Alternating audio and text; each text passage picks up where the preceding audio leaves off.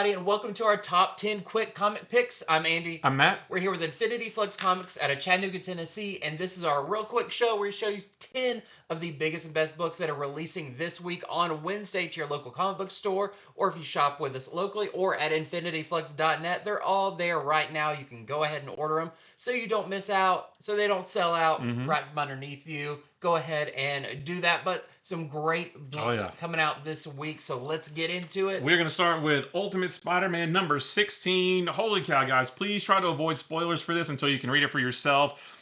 We learn some more about Mysterio, who has been kind of front and center since that two-part Craven storyline. We learn a little bit more about Gwen Stacy, who I think we can all agree has been a little bit shady since we first met her back in issue number 4. There are some seeds planted for some bigger things to come in this overall universe. Just another phenomenal issue where we do get some answers and some more questions are raised as well. Well, another big one this week is the World's Finest Annual 2025.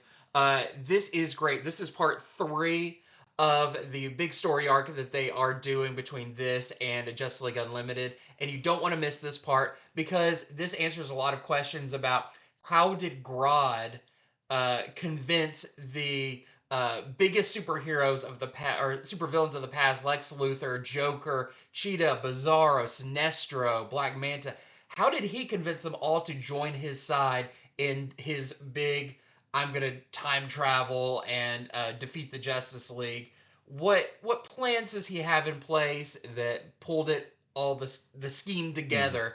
You will find out in this issue. Plus, there's a backup story that is basically the world's finest version of the origin of John Stewart, Green Oh Lantern. It's yeah, very okay. cool. But there's once again a very surprising little bit at the end of this main story in here that I haven't seen anybody spoil or anything, so you don't want to miss it because it could change the DC universe, at least a little portion of it, Okay. pretty significantly. So, yeah, very great issue.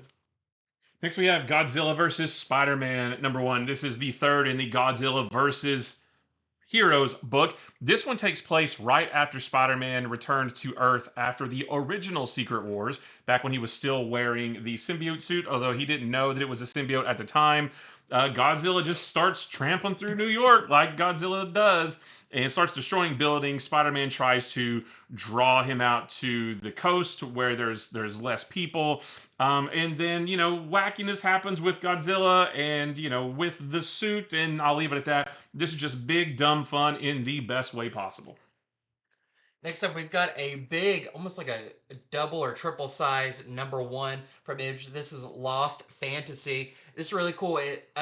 We learn about back in 1906 the San Francisco earthquake and the ensuing fires and all of that were actually caused by fire trolls. That's because this kind of world beneath in our world, a portal opened and all these fantastical fantasy creatures poured out of it, and that helped to establish kind of this world of hunters versus these fantasy creatures.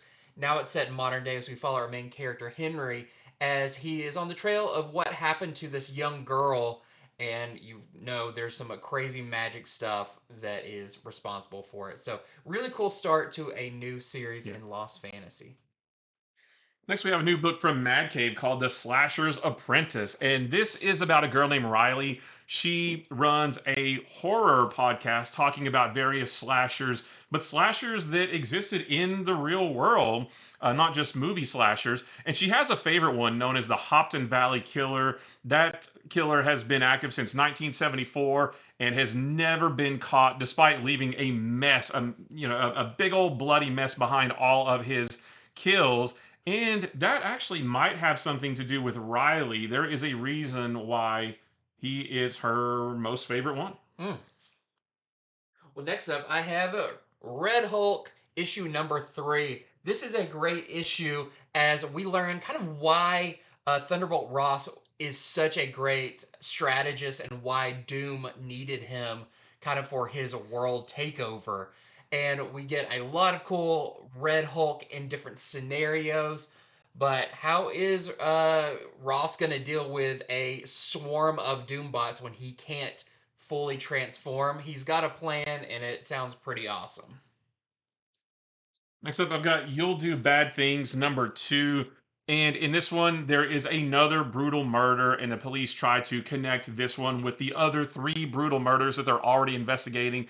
There doesn't seem to be any connective tissue, but they do think that Seth, who is the writer of the true crime book from 10 years ago, they think that maybe he could provide some answers since he actually solved a big popular murder 10 years ago. But he's going through some stuff that himself he sees somebody that is very mysterious that he doesn't know who it is, but it leads him to another character that's going to play into the rest of the story. So just another great mysterious issue of this cool series.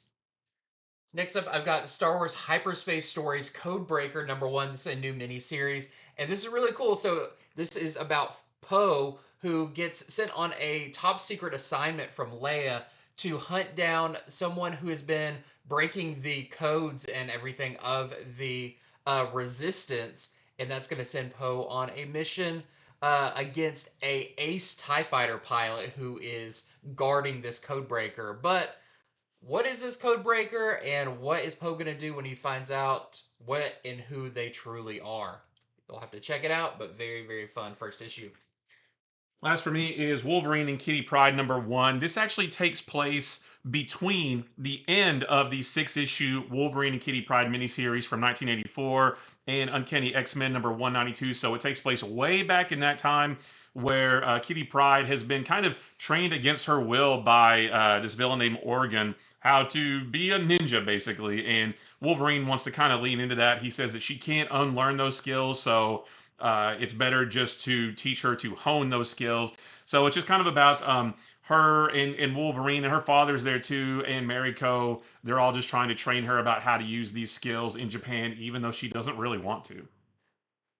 Lastly, for me, I'm actually going to talk about Void Rivals issue #18 because this is a pretty big issue as Solila, one of our two main characters, gets a major upgrade. And it feels like this series is leading to something very big. Also, Derek and his father, now that secrets have been revealed, are kind of on the same page, but that may be going against what Solila's after. So, a very big issue. Once you also read the free comic book day issue, you'll get a better idea of where all of this is heading, and it's very, very cool. So that is Void Rivals #18. And that is it for our top 10 quick comic picks. Thank you so much for watching. Head over to infinityflux.net right now. I'm going to order these books while supplies last. So go ahead and do it fast before they get gone.